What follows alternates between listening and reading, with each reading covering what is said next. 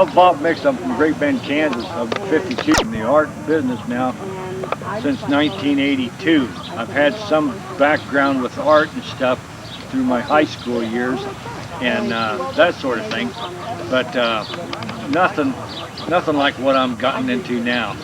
The person that really involved me in getting with this type of art was a guy by the name of Paul Fury. He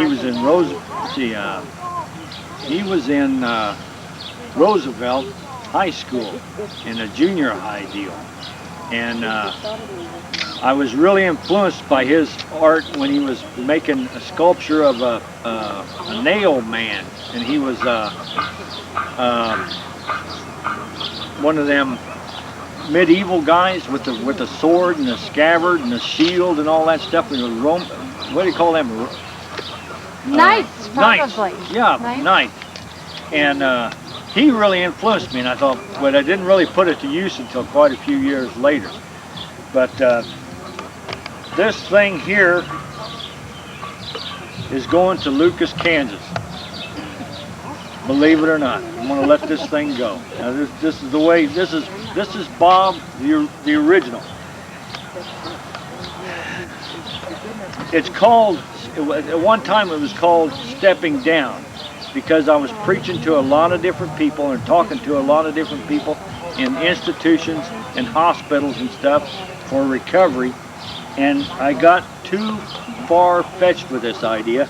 So I decided, well, actually I didn't decide. I was going to the bathroom one time to take a shower, and I felt within myself that all I am is a volunteer.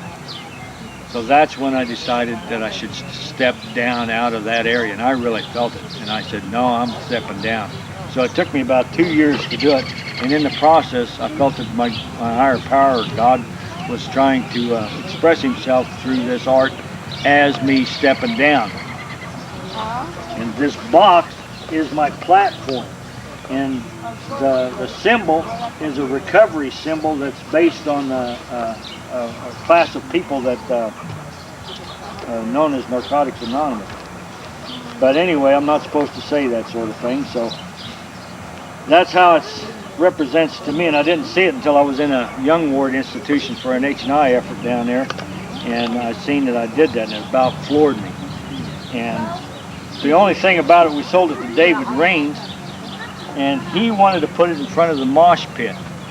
And of course, the mosh pit is a record place, and it had a record in one hand and a microphone in the other, and that wasn't me. And I let it go because I thought, well, that's what this guy wanted. There was a staff, just this ball and the rod that run down the center that this guy made for me for this statue. But when I sold it to David Raines, I didn't put that on. I said, no, I can't do that because this guy didn't want it for that statue. And I thought, well, somebody would steal it. So we went ahead, and I got it back. Let's see, it's all on here.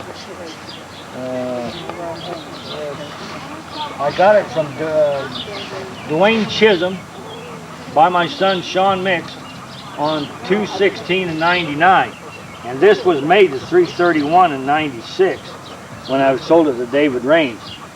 So when I got it back, I decided I'm going to make sure it's mine, and I did some work for this guy, and I gave it to him, and I said, well, does this mean it's mine? And he says, yes, it does. And I said, okay.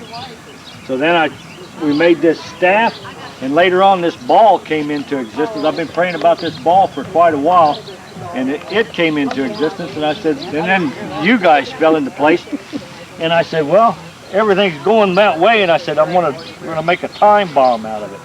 This was supposed to have some stars on it, like a fuse. And this, I learned after I made it, that it was an orb, which is this, the ball in the center, and a scepter. And the wizard that owns the orb and scepter is ruler over the orbs. Well, if you take a look at it, there's all kinds of them. I said, if it's me, then I'm not just over one. There's a lot of them that has been swept under the carpet. And I said, there's all kinds of them. And I had them counted at one time, and it's an unbelievable amount. But this was a Grassroots. I don't really know how the apple fits in, but I do know it. That's what it was supposed to be. But it looked too much like a bomb, and I said, well, I'm going to turn it into a bomb because things are going to explode. And it's 4 o'clock, September 2nd, 2000. See? And you think I'm kidding about this? Look at this. Here's 4 o'clock, September 2nd, 2000. This is kind of like a time bomb thing. And we actually see when the skeleton was made. We had this aluminum tie made for him when the new owner took over down there.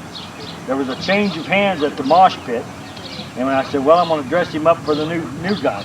So I tried to really make him look more presentable, and I wore this tie. Well, the thing about it was that if I was to become the skeleton, I should accept myself as the skeleton. So we had a dress-up night one night. And there's a bunch of us that get together to go out for parties and stuff, and we all dress up.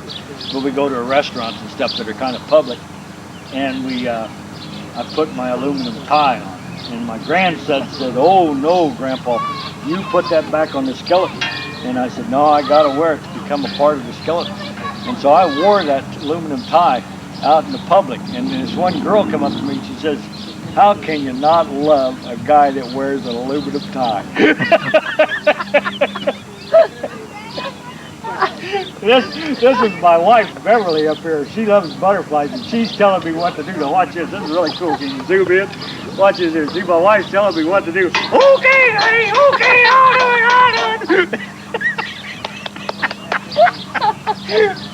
But this is really cool because it came out of First National Bank up there in 10th and up there on Main Street, right across the street from the courthouse.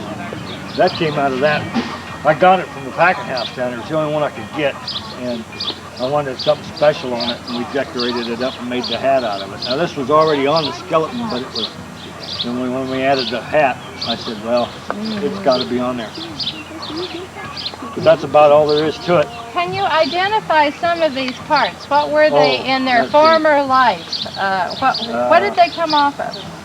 Well, the orb itself came from Acme Iron and Metal, and I walking around out there in the junk, and this thing appeared out of the almost right on it, and I said, well, I want to take it up there and see if I can get it. And the trick to this is it was flat on the bottom, and usually metal will tell you what it's supposed to be. This was flat on the bottom, and if you feel underneath there, you can feel that it's flat. It is. Yeah, and my son took it down to the machine shop down there and machined this piece here, the rod, to this piece of brass. And I got the brass for real cheap. And these ball bearings come out of trolley wheels that I got from the packing house down there. And this is a trailer hitch ball that I got out of it, and they're just all kinds of just ball bearings and stuff. And the real trick to doing this piece was not to make it look like either one of two things, which was a bedpost or a lamp for the outside. And I didn't want either one of them. It is kind of oriental, and I took it down to the oriental place down there, and it was just kind of a blow-off thing. They wanted more of the money so we could eat and all that kind of stuff. This ball bearing here was real hard, and when I welded to it, it shattered. That's why these little rods come into play, so it holds it together. And it was just tacked in a couple of places. So there's nothing real special about it. I wanted to get my son involved in it, which was Chris, and he got these things made for me out of the company that he works for. I think they just come off, they were like tailstock. You know, they run the whole pipe, and when they come to the end, this was left over. Mm-hmm. This one here is real special to me. There's two of them. I've been looking for these ball bearings for a long time, and these come off of rotary table ball bearings. And Mr. Joe Kaplan, the owner of Acme Iron and Metal, which is deceased now, he gave me those before he died. And it was a couple of years after he died, but still, those are still in my memory. That's where I got that. And these are the claws off of a digger, like a trencher or something, and you reach out and dig the dirt, break the dirt up. The U-joints, they all come in. And it was really weird because there was just so many of them, and I haven't got that many back in any other time. So I knew that they were supposed to go on there. And the ribs are just wrought iron. Huh? Were they, I don't know what a U-joint, is okay. it just a single one of these is a U-joint? And then, the two of them. The two of them together. Okay. Like okay. this is one piece here. All right. And this is one piece. All right. And right on up. All right. But you welded those together, like, or they were all hooked together when you No, found they were separated. Separated. Okay. Yeah, and then we just put them together. It was pretty extensive because I had to take, like there was a rod in between them. Each one of them, I slid it up to the U-joint itself to keep it from breaking over, you know, and made it a little bit solider, I thought. This is just sucker rod. Let's see, this here piece here, a guy came in, he said, well, I've got something for you to make that hip. And I said, okay, what is it? He said, well, I'll go get it. And he went and got it. And this is it's the blade that goes down through, makes the furrows for the dirt, and it parts it over on both sides. I don't know what they're called. Well, like for a lister or something like that. Planter? Yeah, planter or something. And he gave me that. His name was Charles Dresser. And he gave that to me. And I was really, well, we put it on that night, I think. But it's just pieces. The head's kind of, oh, the chain. Okay, you want to know about the chain while I'm down here? Yeah. We chained him up so he wouldn't get the cats at night. He loves cats. Yeah, we had to chain him up. So we need to be worried about this No, at you don't Lucas. have to worry about it till midnight or so. The head itself came from, it was real tall. It was about that big. And it came from Western Energy. Western Energy, a friend of mine, which I'm going to take you down after a while, and we'll meet. His name's Dan, but it's a real tough name to remember, and I don't remember his last name. But anyway, he gave it to me because we was dealing with his daughter at the time and helping her out in a lot of different areas. And he really enjoyed that. And so he said, anytime you need any junk iron or anything, Bob, he said, come down and see me. So he went down to Western Energy down there, and he gave me the opportunity to go through his junkyard. And I said, I'm looking for a head. And we stepped around back, and there was this big, tall head. And I said, yeah. I said, I'd like to have that. And he said, what? He said, take it with you, Bob.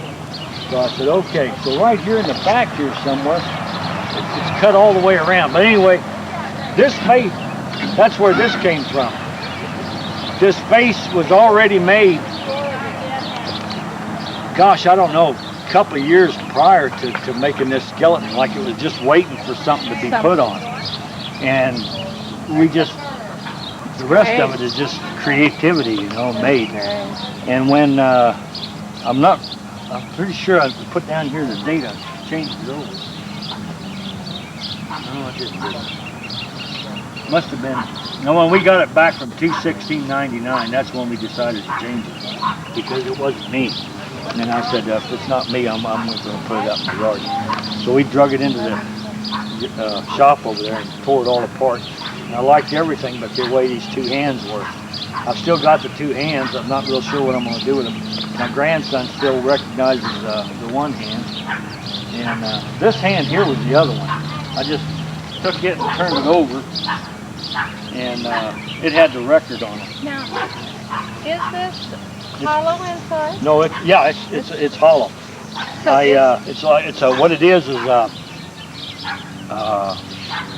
float for a treater or an oil separator or something, you know, that it holds the air, and then it lifts whenever the fluid gets, just like a toilet tank, you know. Yeah. When it lifts, it shuts the oil off. But evidently there must have been something wrong with it, because it was discarded. But I've looked for that for a long time. Perfect. And the leaves are cut-offs. They're actually just like this. The separation in the two of them. And I made them into leaves. And this is, I don't know how I did that. I don't remember. I made it. That's wonderful. See, there was a real battle between this one and the supersonic espresso-powered bug sucker. This was made in '96, and the guy that owned the coffee shop, I don't know if I should I use his name? I've used everybody else. Sure. Greg Ken. Sure. And his folks, they owned the coffee shop down there, and he wanted me to bring this skeleton down to his place and show it off for the first show. The first show. And I said, boy, that took me for a loop, because he was my best friend, seeing all this good stuff. And so was David Raines, and David Raines paid for this thing, and he said I want it down in my shop. So I fought with it for a couple of months, and I decided, no, I said, I'm sorry, Greg, we're going down to the coffee, or go down to the mosh pit with it. And so we dedicated it down there to the mosh pit, and it was probably dated on like on that date, 3/31/96. It was named Bones on the radio with David Raines at 5/11/96. I don't know the girl's name. I didn't put it on it, but a girl won it. And that started a real rival with, you want to go down here? Then we should. We should, with leaves. The 96 was when that was made. And this is a lot of my family. Great. When he was still at the old coffee shop, we made this. This is called the Aroma Cappuccino. And it was made, go down there and read that number off on that bottom plate then. When I walk from one end to the other, I can't, but it's 7796, and I think that's a real good correlation between the two of them. 7796 is what I got. The bottom one.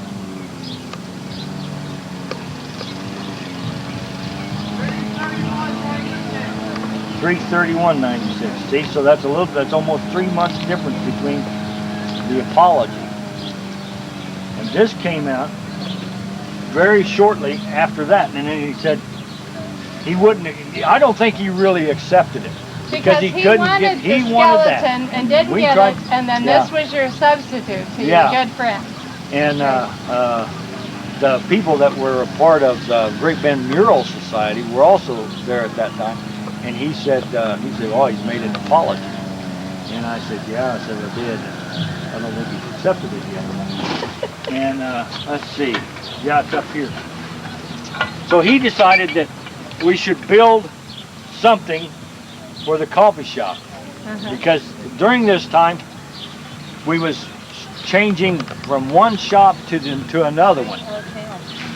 Like going from one coffee shop to the new one.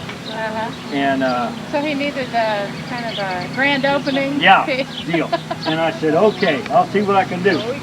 So on about, we decided to go.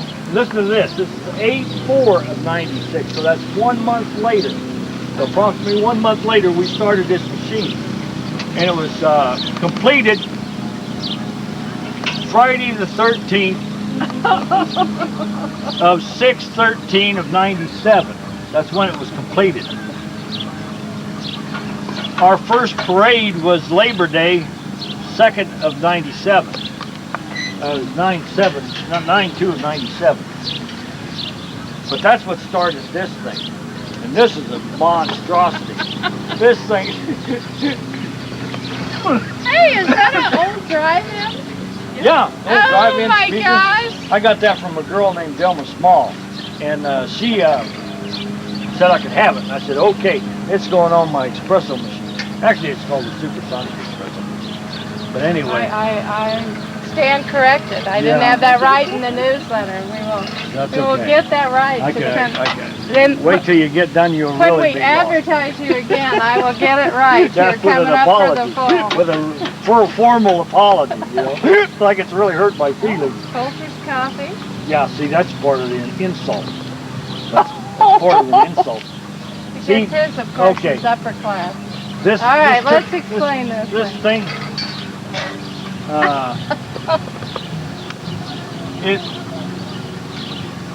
it's almost a year to get it from the time it started to the time it was completed. But during this time, we was riding around in parades because we couldn't hardly wait. It's all right here. It's all right here on the little plate. And we're going to put a plate on here when we get done with Lucas down here. With the underneath. But the turn the wheel. That grinds the coffee. Okay, right in there. Okay. Now I don't want to get personal. But anyway, this goes down into the espresso. See, this makes the espresso. Okay, now put your legs back up. This goes down into the espresso, and see, you throttle this out, like get your right blend. And over on the other side has got another level up at the top, about the right same height. Yeah. It runs the carburetors for the flow. Okay. The reel brings in the air and the bugs. See? And it blows them into this here, into these big valves. Into these big valves. And it powers this thing. And then this here, this is the inside of a coffee pot. This is the inside, not the outside, but the inside. This is one of them big business type coffee pots. And I was looking for that, and they threw it away, and I said, okay, well, the only thing I need is a pump. Well, in the bottom of the coffee shop down there, they wanted to make some kind of a business out of it downstairs, and in there was about 2 tons of sewing machines. And I said, well, he said, you can have all of them if you clean it out. And what you get for it is what you'll get. And I said, okay. So I said, when I walked up there to that thing, it was about my height and about 12 foot around was nothing but sewing machines. These are like treadles? Yeah, just junk. Junk. Springer and Singer and all kinds of sewing machines that was thrown down in this basement for years. And they said, you haul them out and you can have them. And I said, okay. So I walked up to that pile and I said, somewhere down there in the bottom of that is going to be my sewing machine pump. So this is the sewing machine pump. And I had a really tough time getting that to mount up to this thing. It just wasn't, it was like a crossroads. But anyway, this is air over hydraulics. See? And that steers the steering here. See, there's my air compressor. There's where my air compressor. I knew I had one on there, but there's my air compressor. And that is a real air compressor. It's really phenomenal how much air that thing will put out. It's got gears and everything. I got gears and stuff, and I think I made something out of the gears out of it. But anyway, that controls the steering. Keeps this thing on the road. Because when you get somebody sitting in the back here and somebody up there on top driving at about 150 miles an hour down the road with that reel going around and around and around, you got to keep it. You got to keep it. We had lights hooked up to it. We might have the lights hooked up to it when we bring it back. We had a battery on it. I think one of the battery deals jumped off of it or something. That's basically about it. And then this is your final product? Huh? Is that your cup? I mean, where the final cup? No, yeah, it's an offering. See, he's offering it up. It's still appeasement. That's true. It's kind of an appeasement, you know, because he's offering this thing up to this guy, but and what was really a kicker, when we would go by these parades, my wife would put him out there. Come on, Greg, come on out here. Look at these guys come by. He would come out there like that. He was never a real happy camper, and we really. Oh, but gee, what a tribute! Yeah. This is like a trophy, isn't it? And you know what took its place? That's a real slammer. They shoved a cotton picking piano in my bug sucker's place. No fun whatsoever. No. They had the guy that owned the bug sucker wall. I had sold it for about a year, and when the mosh pit closed, this guy bought it right away and got it out of my yard. and he decided that it should have all these flags up there. Well, they were pretty worn and tattered, and he had them here in the deal, and the reason why that was because it was the only place he could put it. So I decided to put the flagpole up and make them a little bit higher. That way, when we ride this thing, see if we have a problem with the flags down in this guy's face, and they'll turn around like that. It's kind of a tribute, and the reason why I did that is because we're still supporting our folks in Kosovo. But anyway. Stay right there. Let me get you up by the flags there.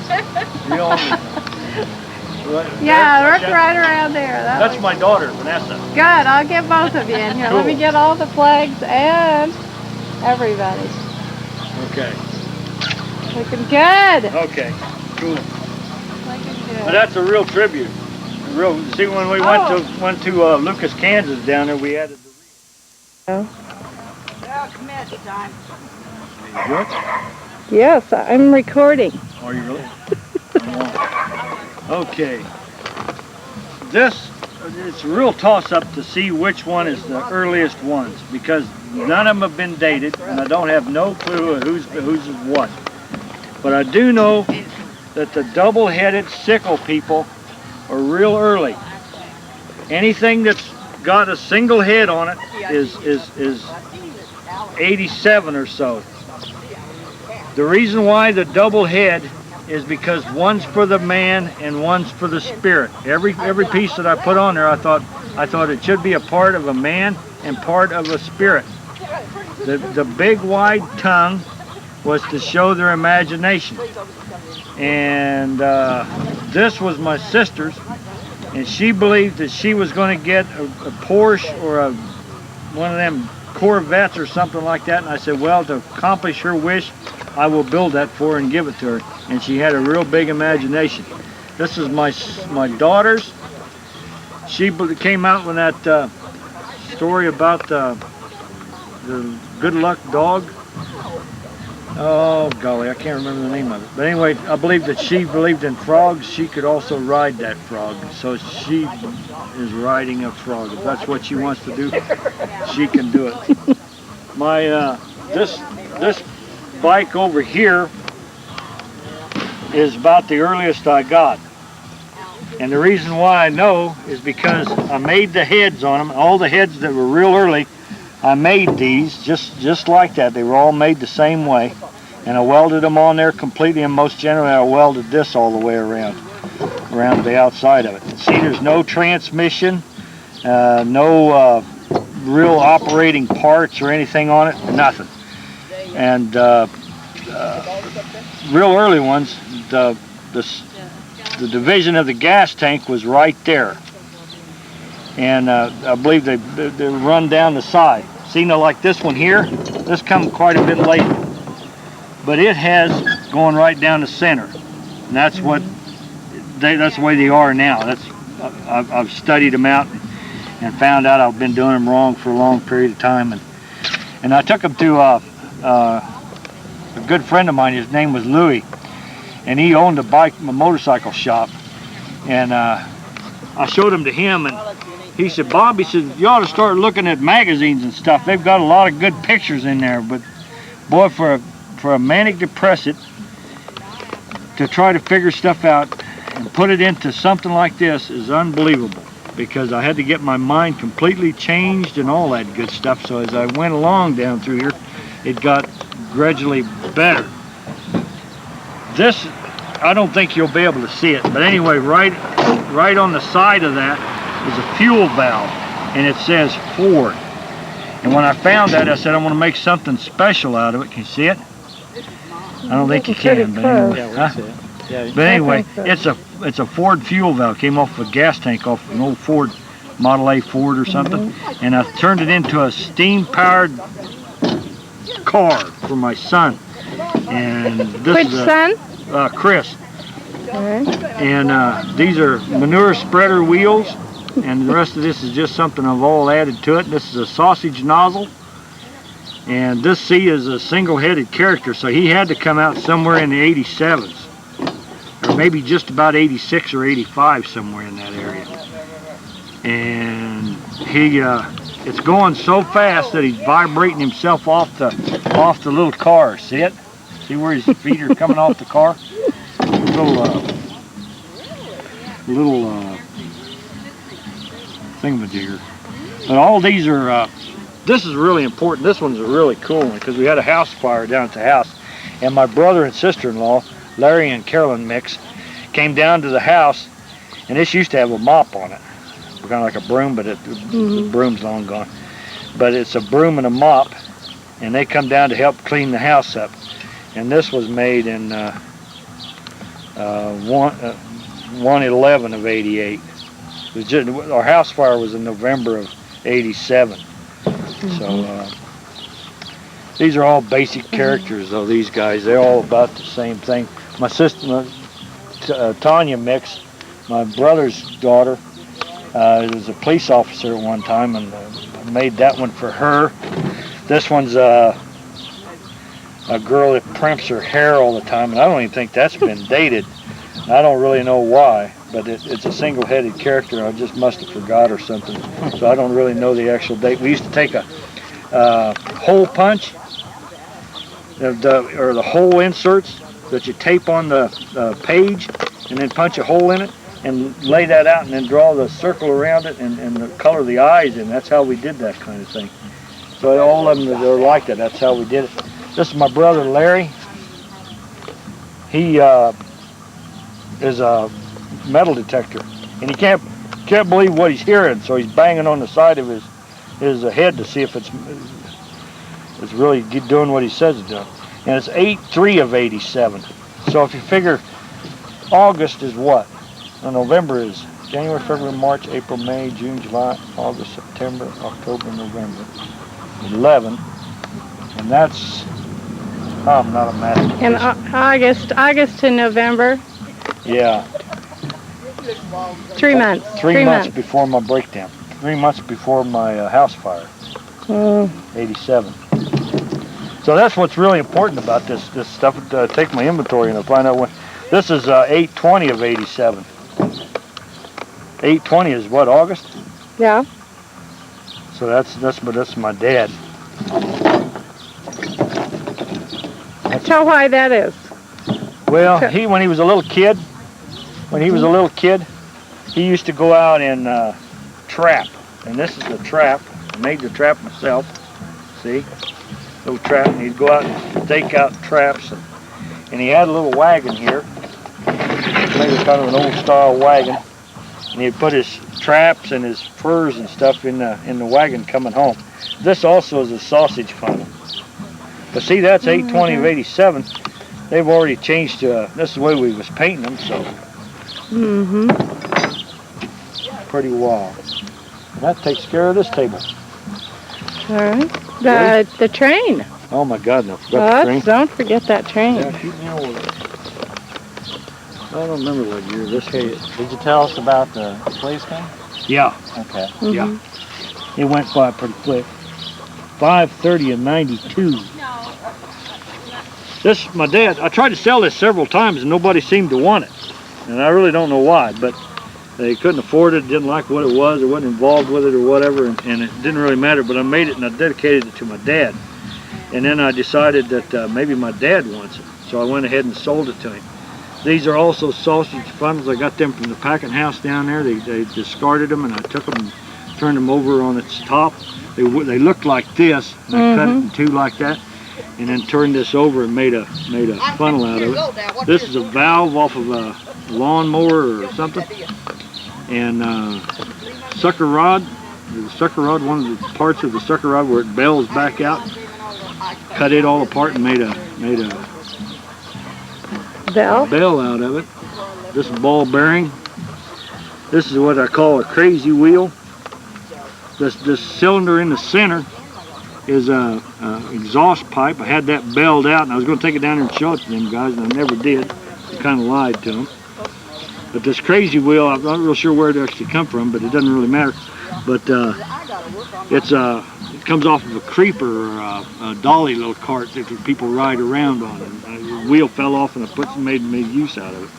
Ball bearings and and made a whistle out of it. Even cut the slot in it so to make it look like a whistle. This is just foam. Oh, it is. I figure out how I was going to make that. That's great. And we just blowed it off with air and made it kind of rough, and made a little. We make it look like coal. Okay, tell me how. WRR is Western Railroad. Okay. How do you get? How do you just? Yes. Tell me about that. Well, let's go to a piece and I'll show you. Okay. We'll go to another table. All right. Well, let's see. This one here, I didn't talk about this. This is a really cool dude. You ready? Yeah. Yeah. I'm ready. Okay. How do you get your inspiration then and carry it through? Okay. This guy, we were sitting out there. The coffee shop used to have a lot of benches out in front of it. There was one. And we took chairs out there and sat around out there at the coffee shop. Well, this guy has been a real inspiration to me through recovery and stuff. And he was a counselor at some of the recovery centers. And he carried it on into some of the buildings and stuff that we visit sometimes. But anyway, he rides a motorcycle. And this guy that was living with him, I think we'll just say his name was Fred. I'm not real sure that that's right. But anyway, Fred was pretty close. And he come to me and he says, "Do you think you could make for a bike for Ross Fabian?" And I said, "Yeah, I can do that." And I said, "I've been wanting to do that anyway." And he said, "Well, can you make a wild bike?" And I said, "Okay, I'll make a wild bike." And so that's how this came about. It's a really wild bike. It's got a supercharger on it. It's got two blowers. It's got a big blower on the side, and it's run by a belt. It goes down underneath here in the transmission and all that stuff. I'm not real sure if it's a belt drive. I think it's a drive line. That's what I think it was a drive line. And these are springs off of a punch out there at the shop. Punches, and when it raises up, the springs help to push it off the material. And it's 2-cylinder. It's the gas tank come from it's something they threw away out there, and they said, "Well, if anybody knows what it is, it's got to be Bob." So I went over there and I looked at it and I said, "Well, that's a fuel tank for a motorcycle," and they just gave it to me. And well, you're the only one who knew what it was. And I said, "Okay." It's got dual brakes to help slow it down. The hairdo it looks like a rooster, but his hair is like mine. He's got a high forehead, and he parts it, and when it goes up like that and then back like that. And when he's riding the bike, it's really distinguished. And when he sits and talks to him, if he gets real serious about what he does, he raises this one eyelid up. I can't do it, but he does. And that's how come that comes about. And I was walking around looking for that, and that there comes from a ratchet handle on a great big, like about a 3/4 inch ratchet. And it was broken. He left the handle of this piece here stick on the saw, and I kept walking by. And I said, "Well, I want that." And the old boy said, "Well, why don't you take that with you, Bob? He's been looking for you to get that for a long time." And I said, "Okay." And he put that then on his mailbox. The guy that donated it to him disappeared in the world again, and nobody knows where he's at. Like he went to Wichita or something like this, and then he just, like the earth has swallowed him up again. But just before he left, he stole Ross's pickup and went to Wichita and left it up there somewhere. And when Ross came back with a full tank of gas and stuff in the Ellenwood, Kansas down there, the cops pulled him over and tried to arrest him for having his own pickup. So the story of this guy is never going to end. Saga continues. Continue. But this was made that's great. This was pretty early too. It's 11/24 of '94. 11/24. Yeah. That's quite a while. He needs to repaint. Okay, now. Okay, this here. If you remember that motorcycle over there, this one here is the first one that I felt was a proper Harley Davidson. But there's a lot of things that's not right on it. I don't remember what they were, but this guy really laid it into me. He said, "No," he said, "this ain't right, that ain't right, and this ain't right, and the transmission ain't connected here, and you know, different stuff. But this was the closest I'd gotten, and this was 1/27 of 88. Okay, that there is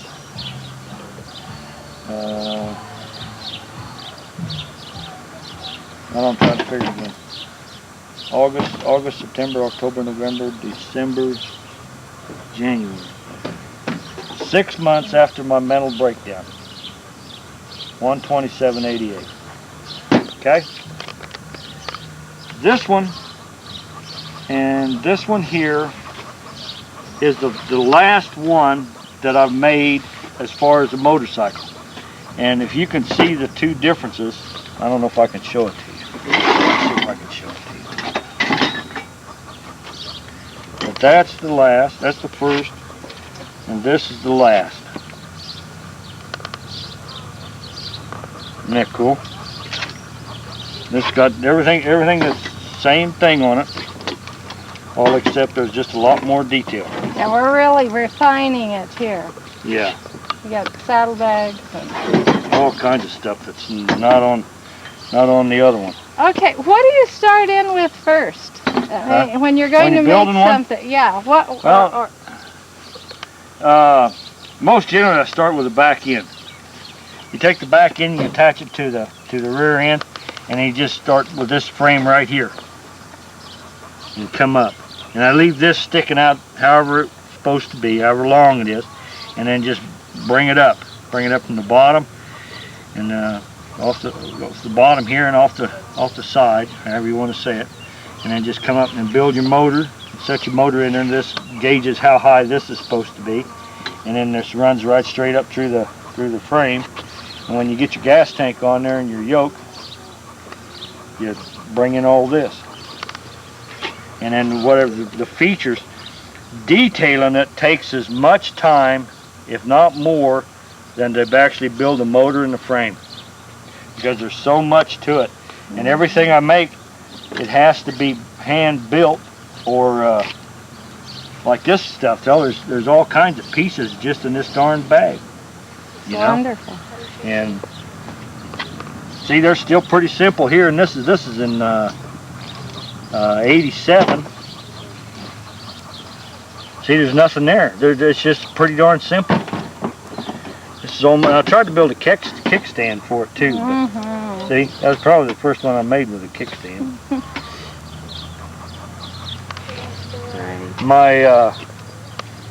Then let's see.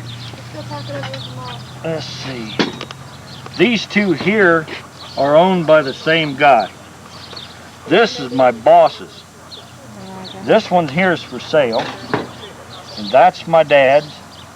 This one here is my brother Larry's. This is this one here I tried really hard to do, but it's just a wild bike. A couple of them ride the motorbikes cross country and all that stuff, and they do jumps and stuff. That's what that's all about. That's my son's. This is my dad's. I was supposed to have another one here, but it didn't show up. And this here's a guy by the name of Virgil, and I made him. This is a real tough one to read, because if you read it wrong, it'll read 3/17/95, but it's really supposed to be 3/17/95. So if you read it real fast, you really could have an antique right there. This one here is really cool. It's the only one I've made like this, and this I about went bananas on, because there's so much detail to it, and it's got four cylinders and 4 exhaust systems, and I really don't know all the technical stuff to it, but there's a lot of material there, and I tried to make it as much as what I seen. That's what I in the picture. That's what I put on here. And most generally, see, a bicycle's really tough to make, because there's 2 sides to it. And making a Harley Davidson and stuff like that there, the chain is on one side, and if you got the bike turned around and going the opposite direction, you'll put the chain on the wrong side, and it'll be some other. I always do have that problem. And same way with the exhaust pipes. the exhaust pipes always come out on the one side, see? But if you got your bike going the other direction and you turn around, you put your exhaust pipes over here, you're on the wrong side. It's turned around. That's what makes these things here so much easier, because there's only one side to most of it. You know. Well, let's see what else we got here. I don't know if I can bring this stuff out. Hello, young man. I didn't know I had your picture. Huh? I didn't know that was your picture. Yeah. How'd you know that was me? See? He's the owner of that tractor and trailer over there. Oh, And this bug. fantastic. I don't know if we can pick all that stuff up or not. Sure. Let's just make a little more space for it here. How are you, Gene? This is Roslyn and my friend Steve. He's the owner Hi, of the Gene. tractor and trailer and stuff over So are there. you a semi? Yes. Oh, yeah. Yeah, that's why. He's a real driver. He's a real driver. That's wonderful. Just can't imagine. I'll tell you. I wondered if you was going to make it down here or not. Nope. He's here. Yeah. Well, I'll just continue because I know these. This one here is called is a dragon. See the tail? It's a dragon. It's supposed to be a dragon. And this girl really likes dragons. There was another one, a couple of these, like this one is called Evil. And if you'll notice that the one down there at Grassroots Art Center, it's got horns on it. Well, there's a lot of, they're almost the same thing, but they're horns. And the devil is in them. And this guy here, even though he's got so much devil, there is some good behavior in him, because he's got thumbs up like the astronauts did when they landed on the moon. This guy here's came out about Halloween, I think is what it was. 9/30/94 is about Halloween. And it's called A Bag of Tricks. I went into a depression and built that darn thing, and it really came out really cool. I've never been able to capture that form of character in it again. I don't know if that'll come out or not. They got ball bearings and flat metal, and the only thing really cool about it this year, there's very few of these that I got from a friend of mine.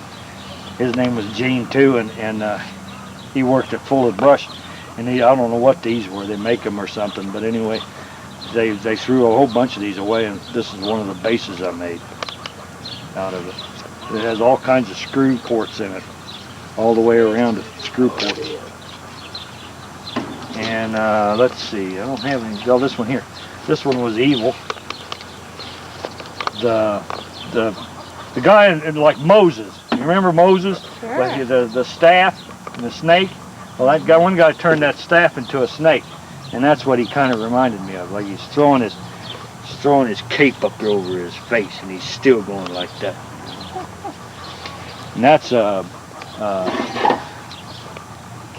supersonic espresso-powered bug sucker. Has a lot of bugs involved in it. Well, this is one of the bugs that was going to ride in the supersonic espresso-powered bug sucker this year, but it's not going to make it. My friend over here seen it and bought it about as fast as I said, "Oh, I'll give you so much for it." And I said, "Okay, it's yours." All my grandkids have bugs that ride on the supersonic espresso-powered bug sucker, and but this was one of them that is not going to do it, because I probably won't do it since it's owned by somebody else. I'd rent it to you. Yeah. Hey, take him up on that for the day. That'd be great. I got tired of building bikes, these real fancy ones, and I decided to start doing something really wild and nobody see. Still had the Harley Davidson engine in it, but this was probably the first one. This one was the next one. And I had my own gas tank on it and all that stuff, just somebody riding it. But my son has it. I thought he had the Gray Ghost. He evidently got rid of that, huh? The Gray Ghost? Yeah, motorcycle. It's over there. Well, this one here's another one.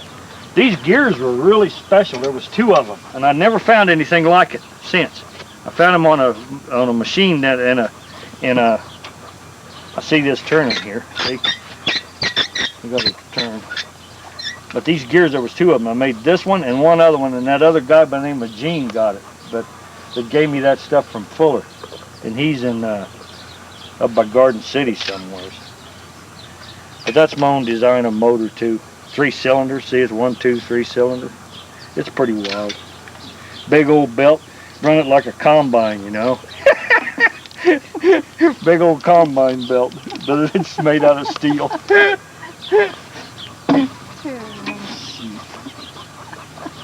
This is just another bike. There wasn't anything special about it. The only thing I don't know really what I did wrong with it, but it just don't look like a bike, you know. I don't know what it looks like. And I was real disappointed with it, and I tried to sell it, and I couldn't sell it, so I just gave it to my son. Which that was Sean, and he's had it ever since. I don't even see the date on it. Yeah, there it is back here. 6/16/90. 9 years ago. Pretty wild. And that ends this table.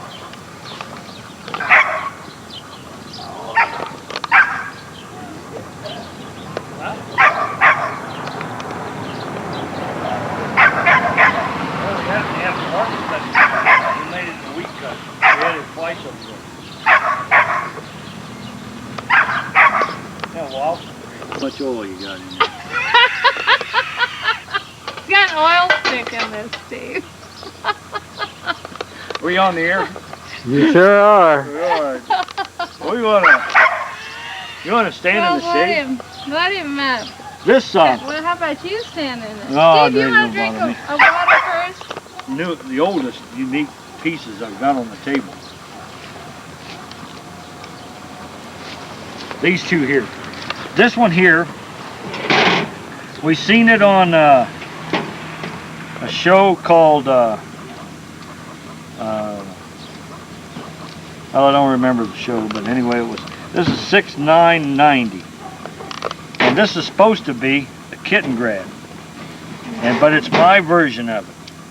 The parts are all what I already know, the Harley Davis, and it has a machine gun on it, and it has a track that actually works, and I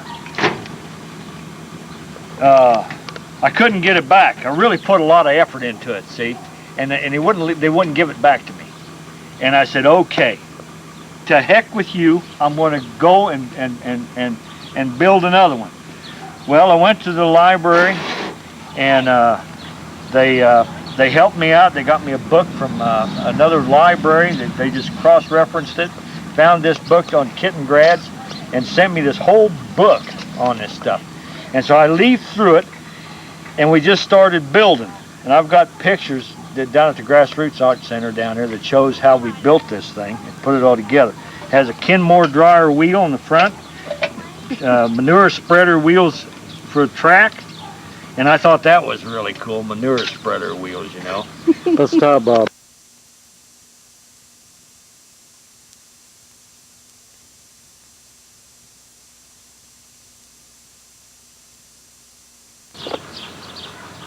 Okay. Okay. Anyway, we came up with this kitten grad after we went to the library and stuff.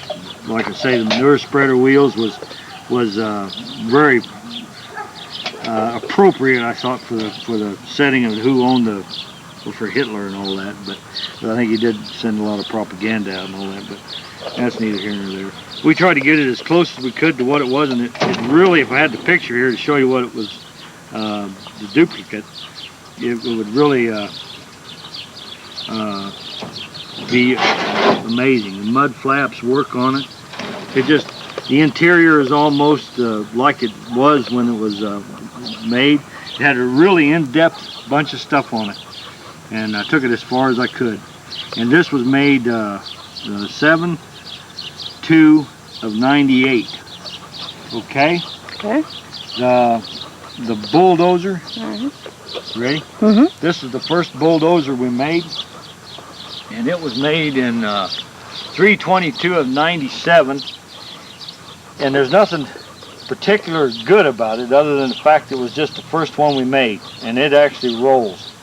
And the guy bought it and liked it so much he wanted another one, but I never made him another one because I thought he was just joking me.